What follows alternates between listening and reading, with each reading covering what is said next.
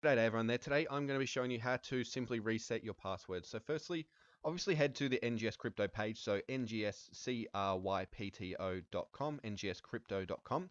Once that page is loaded, head over to the top right corner. You'll see where it says login. Just simply click on login. Once the next page loads, select your region. And obviously when it asks you to log in, just below that you'll see where it says forgot your password. So just click on forgot your password. All you have to do is put in the email you registered with.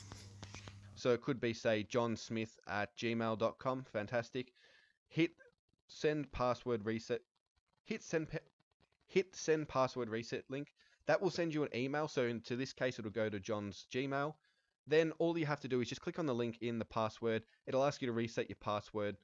Put that in, press save, and away you go. So thanks very much for watching this video. I appreciate it.